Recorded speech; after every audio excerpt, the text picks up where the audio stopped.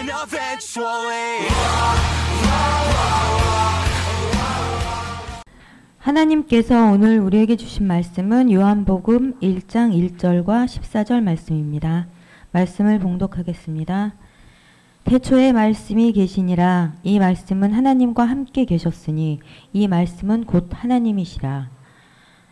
말씀이 육신이 되어 우리 가운데 거하심에 우리가 그의 영광을 보니 아버지의 독생자의 영광이요 은혜와 진리가 충만하더라. 아멘. 아멘. 예, 모두 자리에 앉으시 바랍니다. 오늘은 성탄절입니다. 주님의 나심을 기뻐하며 이 시간 요한복음 1장 1절과 14절 말씀을 통해서 말씀이 육신이 되어 라는 제목으로 여러분들과 함께 잠시 말씀을 나누도록 하겠습니다. 성탄의 의미를 좀 먼저 생각해 보고 싶은데요. 여러분, 성탄절, 저희가 크리스마스 이렇게 부르죠. 성탄절은 뭐 한자로 풀이하면 성, 거룩한, 성스러운, 탄생의, 절자는 이제 마디절, 절기를 의미하죠. 그러니까 성스러운 분의 탄생을 축하하는 그런 절기가 바로 성탄절입니다. 영어로는 크리스마스 또는 우리가 이제 축약해서 쓰면 엑스마스라고 기록을 하죠.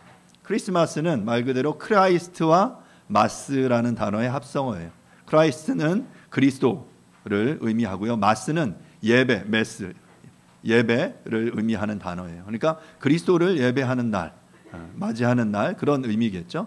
그런데 이게 엑스마스로 쓰이는 이유는 이 엑스라는 단어가 헬라어로 그리스도를 쓸 때 크리스토스라는 단어를 이렇게 엑스로 쓰거든요. 그래서 이 크리스마스를 엑스마스로 축약해서 쓰기도 합니다.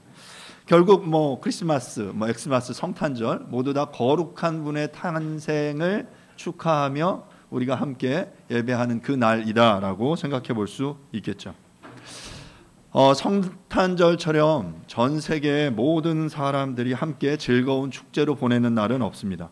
시내 곳곳에 나가보면 거리마다 성탄 트리가 장식되어 있고 캐롤이 흘러나옵니다. 12월이 되면 시청이나 광화문이나 어떤 큰 교회들 앞에 보면 큰 성탄 트리들이 준비되어 있죠. 이렇게 크리스마스, 성탄이 다가오면 전 세계의 캐롤과 카드와 크리스마스 트리에 묻혀서 축제와 꿈과 희망으로 함께 부풀어 오릅니다. 물론 그 기쁨과 희망을 누리지 못하는 사람들도 있지만 말입니다. 크리스마스는 실로 온 인류가 아무리 기뻐하고 즐거워해도 지나치지 않을 만큼 기쁜 날인 것이 사실인데, 그런데 우리가 왜 이 성탄이 기쁜 날인지에 대한 의미를 바로 아는 사람들은 그리 많지 않다라고 생각합니다. 그러니까 이 날을 기뻐해야 하는 이유가 무엇인지 우리가 함께 조금 더 생각해 보고 싶은데요. 하지만 어느 때부턴가 성탄의 주인은 어린 아기 예수 그리스도 그분이 아니라 우리가 잘 아는 대로 산타크로스, 루돌프가 되어 버렸죠. 그래서 구주의 나심으로 인해 우리를 죄에서 구원하시기 위해 이 땅에 오신, 이 땅에 진정한 평화를 주기 위하여 오신 그분의 희생의 삶에는 우리는 전혀 관심이 없고, 성탄이 되면 이 날이 이제 상술로 활용이 돼서 환락과 여흥만이 판치고 있습니다. 쇼핑몰마다 할인 행사를 하고요. 곳곳의 관광 명소들의 숙박 시설은 항상 10,000원입니다. 1년 케이크 판매에 있어서 12월은 다른 달에 비해서 3-4배가 높고, 특히 성탄절에 요 날에 12월 판매량의 40%가 요 성탄절에 판매된다고 합니다. 나중에 우리 안수진 집사님에게 물어보세요. 성탄의 아기 예수의 나심을 기억하고 기뻐하며 그분께 경배하며 예배 드리는 것이 아니라 어찌 보면 주변의 사람들에게 선물을 강요하고 있는 것이죠. 특별히 북미에는 이 성탄이 굉장히 큰 축제인데요. 이 성탄 주간에 가장 큰 세일이 이루어지기도 해요. 그래서 성탄절에 이루어지는 이 세일의 절기를 뭐라고 부르냐면 박싱데이라고 불러요. 그래서 이 박싱데이가 되면 사람들이 그 전날 큰 할인 매장 앞에 장사진을 칩니다. 텐트를 치기도 해요. 추운 겨울에 텐트를 치고 문을 열자마자 사람들이 그 안으로 달려 들어가서 그 물건을 쟁취하기 위해서 싸움을 벌이기도 합니다. 사랑하는 여러분, 우리들에게 성탄은 어떤 의미입니까? 오늘 우리가 함께 생각해 볼 말씀은 요한복음 1장 1절과 14절 말씀인데요. 제가 요한복음 1장 1절을 다시 한번 읽어 보겠습니다. 태초에 말씀이 계시니라. 이 말씀이 하나님과 함께 계셨으니 이 말씀은 곧 하나님이시니라. 또 14절은 이렇게 말합니다. 말씀이 육신이 되어 우리 가운데 거하심에 우리가 그의 영광을 보니 아버지의 독생자의 영광이요 은혜와 진리가 충만하더라. 요한복음은 사도 요한이 기록을 했습니다. 사도 요한은 처음 이 요한복음을 열면서 태초에 말씀이 계시니라 라고 선언하고 있어요. 우리가 이 말을 읽으면 이게 이 말씀에 대한 이해, 이 말씀이 뭐를 의미하는지를 깨달아야 이후에 지금 요한이 이야기하고자 하는 바를 우리는 이해할 수 있게 되죠. 태초부터 그 말씀이 계셨다. 그리고 14절에서는 그 말씀이 육신이 되셨다라고 선언하고 있습니다. 바로 하나님이신 그분, 그 말씀이신 그분이, 그 신이신 그분이 인간이 되신, 육신이 되신 그 사건이 바로 성육신이고, 그 성육신이 일어난 날이 바로 성탄절 크리스마스인 거죠. 요한복음 1장 1절에 등장하는 이 말씀이라는 단어는 영어 성경에 보면 The Word라고 번역이 되어 있어요. 그런데 특이하게 이 word의 W가 이 말씀에서는 대문자로 써 있는 것을 우리는 알 수 있습니다. 바로 그 말씀. 그리고 이 word, 이 말씀을 헬라어는 뭐라고 번역하냐면 여러분 잘 아시는 로고스라고 번역해요. 로고스. 바로 태초에 그 말씀이 계셨다. 그 로고스가 계셨다. 제가 전에 한번 그 설교하면서 설명드렸죠. 예전에 이 한글 번역 성경에서 이 말씀이라는 단어를 처음 번역하면서 이걸 뭐라고 번역했냐면 태초에 도가 있으니라 이렇게 번역했어요. 도라고 번역하기도 했어요. 그러니까 이 말씀이신 그분, 그 태초부터 계셨던 그분, 그리고 그분을 1절에서는 뭐라고 설명하냐면 하나님과 함께 계셨던 그분이라고 말하고 있죠. 바로 그분이 이 태초부터 계셨고, 그런데 그 말씀이신 그분이 육신이 되신 사건이 바로 성탄이라는 거죠. 바로 그분 말씀은 창조의 주체, 창조주이셨습니다. 크리에이터이셨어요. 우주를 만물을 존재케 하신 그 말씀이 바로 그 피조물이 되신 사건이 성탄이라는 것이죠.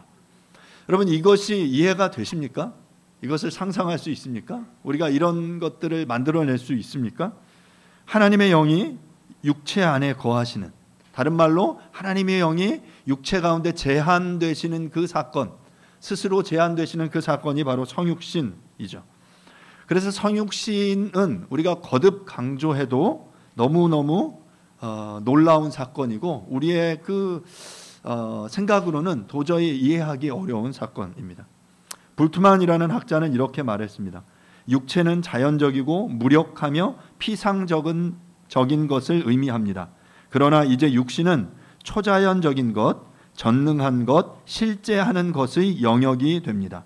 물질은 영혼을 낳고 우리는 육체를 통해서가 아니라 정확히 육체 안에서 신성한 영광을 봅니다. 라고 말했어요.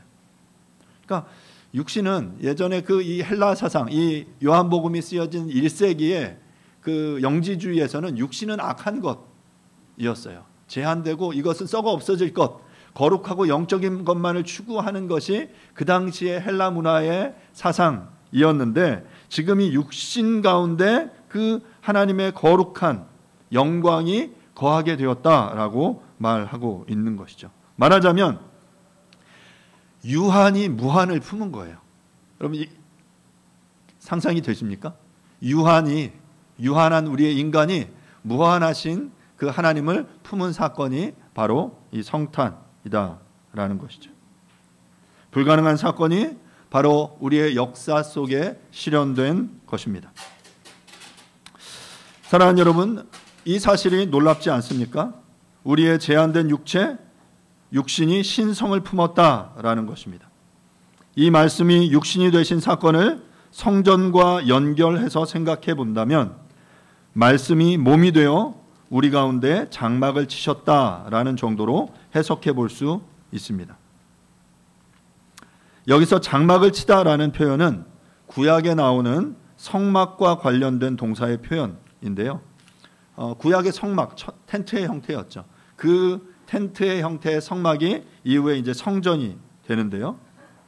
그런데 바로 이 첫 번째 성탄절, 실제로 말씀이 육신이 되신 이 사건 이후 더 이상 이 땅의 건축물, 솔로몬이 지은 성전이나 이후 포로기 이후의 성전, 헤롯 대왕 시대의 성전이 하나님이 거하시는 성전이 아니라 바로 예수님 자신이 성전이 되셨다라는 것입니다. 이해가 되시나요? 예전의 성전, 우리는 그 성전에 하나님이 거하신다라고 여겼어요. 그런데 더 이상 움직이지 않는 그 성전이 아니라 바로 그 예수 그리스도 그분이 바로 성전이 하나님의 영이 거하시는 곳이 되셨다라고 말하는 거죠. 그리고 더 놀라운 것은 더 나아가서 이제 그분의 몸을 이루는 우리의 성도들이 모인 이 공동체 교회가 바로 하나님의 성전이에요. 사랑하는 여러분, 이 건물이 교회가 아니에요. 많은 사람들이 이 건물을 교회로 생각합니다. 물론 일부분이긴 하지만 그 교회라는 건물 자체가 하나님의 몸 성전인 것이 아니죠. 교회를 이루는 그 우리 그리스도인들, 예수 그리스도를 나의 삶의 주인으로 모시는 우리 그리스도인들이 함께 모인 이곳이 바로 성전이 되는 거예요. 왜냐하면 예수 그리스도 그분이 이제 그 구약의 모든 성전을 폐하고 성전이 되셨기 때문에, 그리고 그 성전이신 그분을 우리의 마음속에 모시고 살아가는 우리들의 이 믿음의 공동체가 바로 교회가 하나님의 성전이 되는 것입니다. 이처럼 성탄과 부활을 거치면서 하나님은 땅에 묶여 움직이지 못하는 건물이 아니라 예수의 이름으로 부름받은 그리스도인들이 함께 모인 공동체인 교회에 성령으로 임하게 되신 것입니다. 바로 우리들이 움직이는 성전 교회입니다. 사실 솔로몬이 성전을 지었을 때도 솔로몬은 이 땅의 건물이 하나님을 모실 수 없었음을 그는 알고 있었습니다. 그는 열심히 최선을 다해서 성전을 다 지어놓고 이 성전을 봉헌하면서 이렇게 기도했어요. 열왕기상 8장 27절인데요. 하나님, 참으로 땅에 거하시리이까? 하늘과 하늘들의 하늘이라도 주를 용납하지 못하겠거든 하물며 내가 건축한 이 성전이오리이까? 이 개역개정을 새 번역은 이렇게 번역하는데요. 그러나 하나님께서 땅 위에 계시기를 우리가 어찌 바라겠습니까? 저 하늘 위의 하늘이라도 주님을 모시기에 부족할 터인데 제가 지은 이 성전이야 더 말하여 무엇 하겠습니까? 구약의 솔로몬은 이 자신이 지은 이 성전 안에 그 말씀이신 그 하나님이 거하기에 충분하지 못하다라는 사실을 그는 이미 알고 있었어요. 그런데 이제 그 말씀이 친히 인간 가운데, 사람들 가운데 거하시기 위해서 하나님은 하늘에서 땅으로 내려오셨습니다. 그 말씀이 내려오신 것은 바로 말씀이 내려오신 그 장소는 헤롯이 지은 예루살렘 성전이 아니라 베들레헴 마국간에 있는 동물들의 밥그릇 구유였습니다. 그 구유에 임마누엘이 되어 그분이 우리와 함께 계시기 위해 인간의 몸으로 그곳 가운데 오신 것입니다. 거듭 말씀드리지만 이 성육신의 사건은 우리가 이해하기에는 너무 어려운 일입니다. 어려운 사건이에요. 기껏 우리가 생각해 보면 이런 거죠.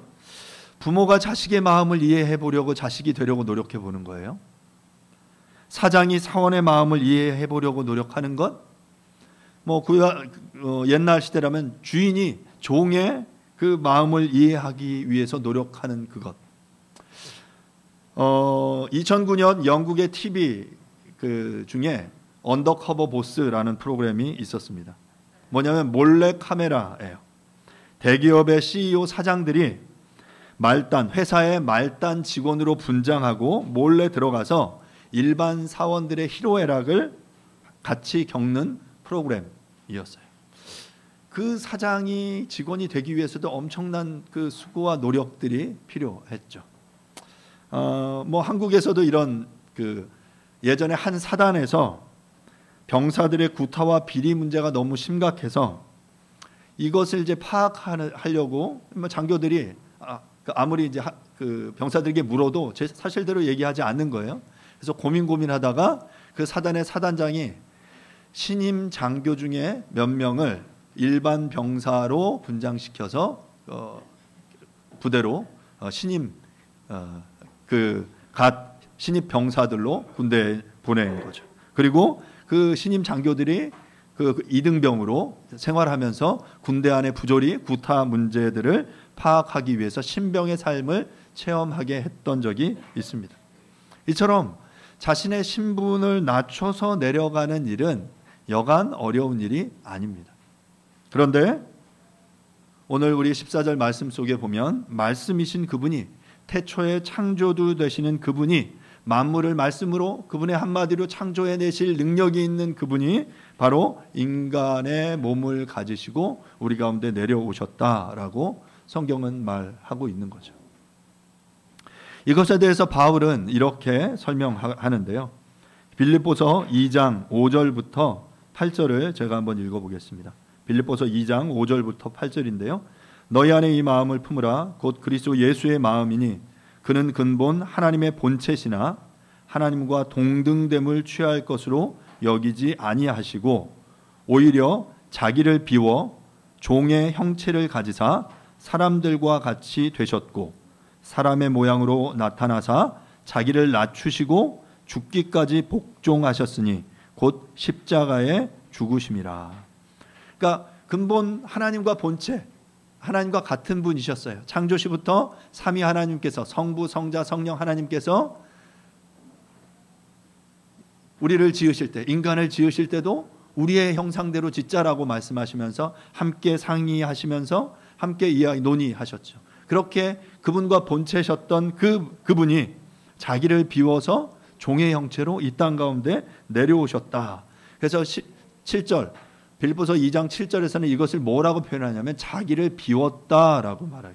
자기를 비웠다.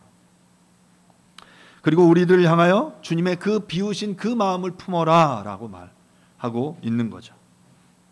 성육신하신 그분, 말씀이 육신이 되신 그리스도의 마음을 품기 위해서는 바로 우리는 자기 비움을 배워야 합니다. 그런데 이처럼 다른 사람을 높이고 자기를 비우다 보면, 낮아지다 보면 우리가 느끼는 감정은 이러다가 정말 내가 아무것도 아닌 자가 될 것 같은 두려움에 빠집니다. 자기를 비워. 그래서 그걸 따라하면 세상의 이 무한 경쟁에서 도태해야 될 것 같은 그런 두려움이 우리를 압도합니다. 자기 비움은 인간의 자기 중심성을 포기하는 것입니다.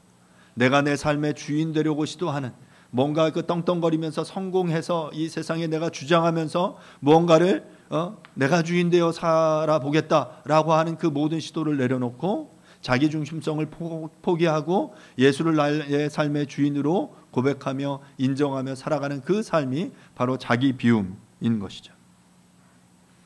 우리는 그래서 예수님이 보여주신 자기 비움의 삶을 살면 정말 그분이 십자가에 죽으신 것처럼 우리들이 죽게 될지도 모른다는 두려움을 가지게 됩니다. 다른 말로 하면 자기 비움의 삶을 선택할 때 우리가 가진 모든 꿈을 다 잃어버릴 것 같다는 두려움이 생기게 되는 것이죠. 사랑하는 여러분, 여러분들은 어떻습니까? 그리스도인으로서 주님을 본받아 자기 비움의 삶을 살라는 요구를 받으면서 우리는 이 세상의 경쟁 속에서 뒤처질지도 몰라라는 두려움을 가지고 있지 않습니까? 이러한 두려움이 우리 안에 생겨나고 그것이 우리를 압도해서 우리로 하여금 주님을 닮아가는, 주님의 마음을 품고자 하는 그 삶을 방해하고 있지는 않습니까? 저는 이런 마음이 들 때 생각나는 한 이야기가 있습니다. 오늘은 여러분들에게 그 이야기를 함께 좀 나누어 드리고 싶습니다. 여러분 주보에 제가 그 안에 기록해 놓았는데요. 새 나무 이야기입니다. 옛날 어느 산 꼭대기에 올리브나무와 떡갈나무, 소나무 세 종류의 나무가 있었습니다. 이들은 장차 크게 자라 무엇이 되고 싶은지 장래 희망에 대한 이야기를 서로 나누기 시작했습니다. 첫 번째 올리브나무는 나는 아름다운 보석 상자가 되어 세상의 온갖 값진 보석들을 담고 싶어 라고 이야기했습니다. 두 번째 떡갈나무는 나는 왕들을 태우는 튼튼한 배가 되어 온 세상을 돌아다니고 싶어 라고 말했습니다. 세 번째 소나무는 나는 그 산 언덕을 떠나지 않고 가장 큰 나무가 되어 하나님이 계신 하늘과 가장 가까이 있고 싶어 라고 말했습니다. 세월이 흘러 그 언덕 위의 나무들은 자라갔습니다. 그러던 어느 날 3명의 나무꾼들이 이 나무를 베었습니다. 첫 두 나무들은 자신들의 꿈이 이루어질 것이라는 기대에 가슴이 뛰었습니다. 하지만 언덕에 남고 싶었던 세 번째 나무는 가슴이 철렁했습니다. 그런데 첫 번째 나무는 자신이 꿈꾸던 것과는 달리 값진 보물을 담는 보석 상자가 아니라 동물들의 밥그릇이 되어 보석 대신 건초가 그 나무를 가득 채웠습니다. 두 번째 나무는 강한 왕이 타는 큰 배가 아니라 작고 평범한 고깃배가 되어 매일 어부들을 태우고 냄새나는 물고기들을 싣고 다녔습니다. 세 번째 나무는 그냥 튼튼한 기둥이 되어 목죄소 마당에 방치되어 있었습니다. 이 세 나무는 자신들이 꿈꾸던 미래가 이루어지지 않은 것에 대해 무척 슬퍼하며 눈물을 흘렸습니다. 시간은 또 흘렀고 세 나무들은 이제 자신들의 꿈을 거의 다 잊어버리게 되었습니다. 그러던 어느 날 해산을 앞둔 젊은 부부가 마구간에 들어와 여물통을 잘 닦아 새로 태어난 아이의 요람으로 사용했습니다. 첫 번째 나무는 자신이 세상에서 가장 위대한 보물 메시아를 담고 있다라는 것을 알았습니다.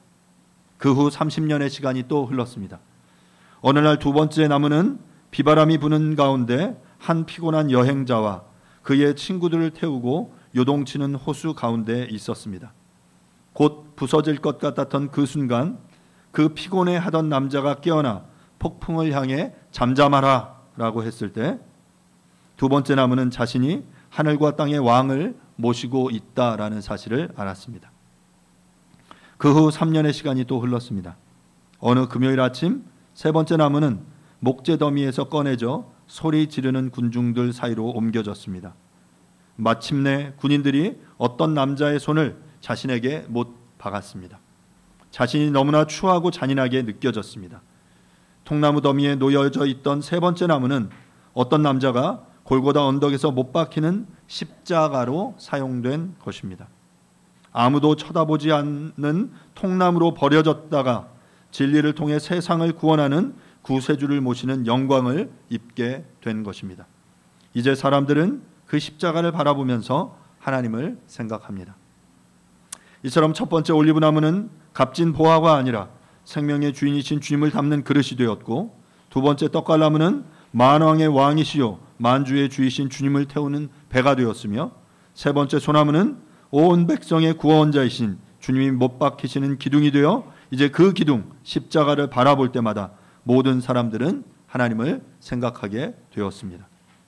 세 나무는 모두 자신의 가치를 상실했다고, 자신들의 꿈은 이제 끝났다고 생각했습니다. 하지만 바로 그때 이 나무들은 세상에서 가장 놀라운 이야기의 중요한 한 부분이 된 것입니다. 사랑하는 여러분, 우리도 그 중요한 이야기의 한 부분이 되시지 않겠습니까? 말씀을 마무리하겠습니다. 그 말씀이 육신이 되셨습니다.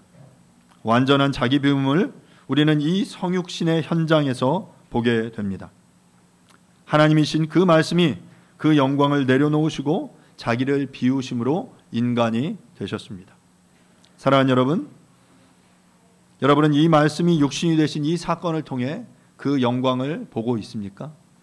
그리고 그로 인해 우리에게 부어지는 그 은혜와 그 진리의 그 충만함을 우리가 누리고 있습니까? 그분의 영광을, 하나님의 영광을 볼 수 있기를 간절히 바랍니다. 독생자의 그 영광을 보므로 하나님의 영광을 보십시오. 이 영광을 보는 눈이 환하게 열려졌을 때 우리는 이 세상에서 하나님의 자녀답게 살 수 있습니다. 우리의 시선이 하나님의 영광이 아니라 이 세상의 영광에 맞춰지게 될 때 우리는 흔들리게 됩니다. 자기 비움을 머뭇거리게 되고 포기하게 됩니다. 주님의 마음을 닮아가는 그것들을 포기하게 되는 거죠. 하나님의 영광이 우리의 눈에서 흐려지게 되면 세상으로 빠지는 것은 시간 문제입니다. 그 영혼이 병들어 버리는 것은 시간 문제인 것이죠. 사랑하는 여러분, 하나님의 영광을 보십시오. 믿음의 눈으로 말씀이 육신이 되신 그 예수 그리스도를 바라보십시오. 그분을 알기를 더 사모하십시오. 날마다 성령이 주시는 그 은혜를 체험하십시오. 이와 같은 충만한 은혜 속에서 주님의 영광을 볼 때만이 우리는 황홀한 신앙생활을 할 수 있게 됩니다. 그리고 우리는 하나님의 때, 하나님의 방식으로 하나님의 놀라운 이야기의 한 부분이 될 것입니다. 말씀이 육신이 되신 이 성육신의 놀라운 사건을 통해 하나님의 영광을 보고 누리는 저와 여러분들이 될 수 있기를 간절히 바랍니다. 이 시간 함께 기도하겠습니다. 말씀을 생각하시면서 그 하나님이, 말씀이신 그 하나님이, 태초부터 계셨던 그 하나님이, 당신의 말씀으로 이 온 우주를 창조하신 그 하나님이 인간이 되셨습니다. 왜요? 우리를 사랑하셔서, 우리를 구원하시기 위해서. 그리고 우리를 향해 이제 내 이 마음을 품어라. 내가 낮아진 이것처럼 너희들도 서로 낮아짐을 추구하는 그 삶을 살아라 라고 우리에게 도전하십니다. 이 시간 하나님, 그 주님의 마음을 품겠습니다. 주님의 그 낮아지심을, 주님의 자기 비움을 우리가 따르겠습니다. 그리고 정말 주님이 원하시는 그 하나님의 놀랍고 아름다운 이 역사의 놀라운 이 현장 속에 우리가 일부분이 되겠습니다. 우리를 사용해 주십시오. 우리를 사용해 주십시오라고 이 시간 말씀을 생각하시면서 조용하게 한번 기도하도록 하겠습니다. 기도하겠습니다. 하나님 아버지, 은혜를 구합니다. 이 시간 주님 앞에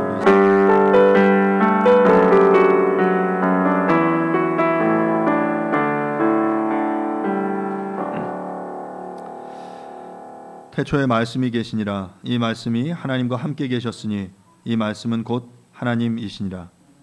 말씀이 육신이 되어 우리 가운데 거하심에 우리가 그의 영광을 보니 아버지의 독생자의 영광이요 은혜와 진리가 충만하더라. 말씀이 육신이 되셨습니다. 전능하신 이 창조주 하나님께서 낮고 천한 이곳에 유한의 몸으로, 제한된 인간의 몸으로 우리 가운데 오셨습니다.